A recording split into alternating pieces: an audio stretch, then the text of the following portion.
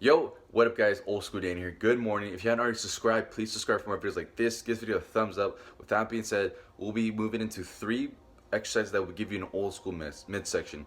Not old school abs, but old school midsection. For some reason, I read multiple magazines and articles, and all they talk about is just the midsection. They call it the abdominals, but mostly just like midsection. And these 3 exercises you'll be seeing, I feel like they made the most sense because after researching multiple magazines, articles, and books about the type of exercises they used for abs, these 3 made the most sense. 2 of them made the most sense, and the last one, it was like so obvious. It's like I had to include it in there. Again, this is top 3, not top 5. If it was top 5, it'd be completely different, but the last one is gonna be so freaking like, okay, of course, we gotta add that in there for sure. So with that being said, pumped to share this with you. I'll see you in the video. Peace. All right, so the first exercise is the hanging leg raises. It's a very versatile exercise because you can also train the obliques as well. You know, you're hitting the lower abs, the part of the abs as well. But also, if you rotate your body and you start to sort of shift yourself in the direction of right and left, you actually begin to hit the obliques as well. So I think it's a very versatile exercise that can be also very efficient as well for giving you that actual V taper where your your pelvis is at. This is a great one for that.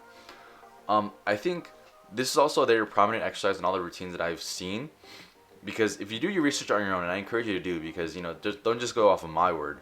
I encourage you to do your own research, and that's what I do. It's like if I find anything that someone's saying, I always like to do my own research to make sure that, okay, this checks out. So yeah, definitely do your own research. Larry Scott preferred not to do these. You know, this is just a heads up. Larry Scott did not like these. First off, because he's like me. We both have lower back problems, and he felt like, okay, like I still have the pooch, like the lower ab pooch. Now there's a different method that he used to really, soften, to really firm up that pooch instead of getting like, the lower abs weren't as firm as he thought they would be by doing hanging leg raises. Now some people benefit from this exercise. Sometimes they get a really firm lower abdomen and whatnot, and it works for them. For some people, it doesn't. So Larry Scott had a different technique that he used, and I'll be making a separate video on that sometime soon. But out of all the exercise that I've seen, this is one of the one that was always in the routines. Tom Platz said that he saw Frank Zane training abs for an hour.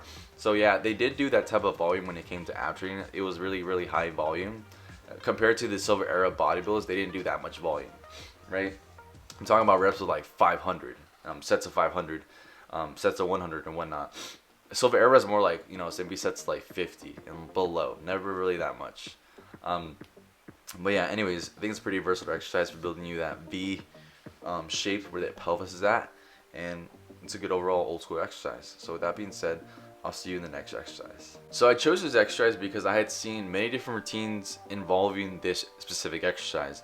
And I saw it in Chet Jordan's routine. I'd seen it in multiple routines. And if you look at like really old school videos of bodybuilding, I'm talking about from like the 1950s and below, 1940s, 30s, you'll see that a lot of people were doing decline crunches. It was a good exercise. I think it's a pretty good exercise for the abs, definitely. Say it's like a Rocky exercise or whatever. What specifically I liked about this particular piece of equipment, and I'm talking about the bench, right? Not the exercise itself, but the bench, is that this equipment is old school. Look at it. If you look, it looks like a piece of plywood attached with some leather wrapping around it, and the metal part is constructed from like just like bars you can make. Anyone could make it so easy. And what I like about my gym, and I haven't told you about this, but I go to sort of an old school gym. It's maybe built maybe in the, I want to say 60s possibly, right? Because it has a universal gym machine.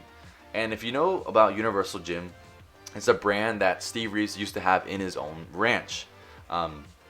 It's like they have these silver tacks, these silver plates, and the way it hits, the way they smack each other, it sounds like marbles. Like Newton's law, and then the Newton marbles. When they hit each other, it sounds just like that. I also have a V-bar dip machine in my gym. I also have one of these really fat bars in my gym as well. A low cable row. You don't really see a low cable row at many other gyms either. Like mine's a real low cable row. It's not one of the I hate the ones at 24 Hour Fitness. So they're so, I don't know, they don't feel good. Like the low cable row feels so freaking smooth, and then this decline crunch machine just felt cool to use, just because it's old school. And yeah, again, this exercise was chosen because I had seen it in many different magazines, and this is what they were doing in the videos.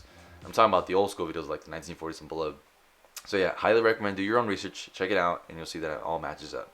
So with that being said, I'll see you in the last and final exercise for abs. Now this is the exercise that I felt like that made the most sense. The vacuum, guys. Absolutely, you gotta include it in your ab routine for sure. Practicing vacuuming. The reason why is because good muscle control leads to good, built muscle. And let me explain how. So you should Google a guy named Otto Arco, ATTO, space ARCO, Otto Arco. He's a guy. He's a really old school guy. Really old school guy. If you Google him, you see that he's doing a vacuum and made a book about muscle control. And what's really important about muscle control is that the more control you have over the muscle, obviously the stronger the mind to muscle connection, the more muscle you're gonna be able to build. Because if you can't feel your calves being worked, you won't ever have big calves. You have to for sure know, in your heart and in your brain that you're working your calves to the fullest for sure, and then you'll have good calves.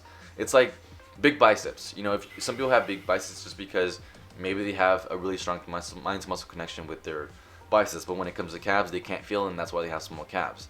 Yeah. So I think muscle control is highly, recommended you build, and it's really cool because when you look at bodybuilders in the 70s, they never really did any of these cool, muscle control tricks. If you look back in one of my videos where I made a video about John Farpotnick, you could see that he's controlling his muscles, like his traps, his shoulders, his biceps, his triceps, his lats, the way he rolls his muscles, even his abdominals too. I'm pretty sure you've seen it before too, where someone will do a vacuum and then they'll roll their belly like in and out like a wave. They'll do that with all their muscles. And I think having that type of muscle control is ultimately going to lead to, incredible built muscle. So yeah, vacuum works the transverse abdominals, via said by Mr. Ronda, which is something you can't really work through. I know, there are some exercises you can do, but I think this is like a highly effective one. I actually have a vacuum routine by Vince Ronda, but I'll share that in another video. I want to give that its own separate video. Like I said in my other videos, I want to be making quality content that just makes sense and that is actually going to change your lives and be the most value of you to you. I'll also be making a video on how to. I actually did already how to do the vacuum, but I guess someone wants me to make it again.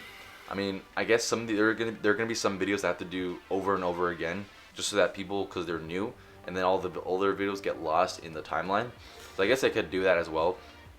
It's also gonna be coming out in my course too. How to do the vacuum. But yeah, guys, this is a good exercise for building you old school midsection for sure. It was included in all the old school bodybuilding routines from maybe the 30s all the way to like the 70s and maybe even 80s.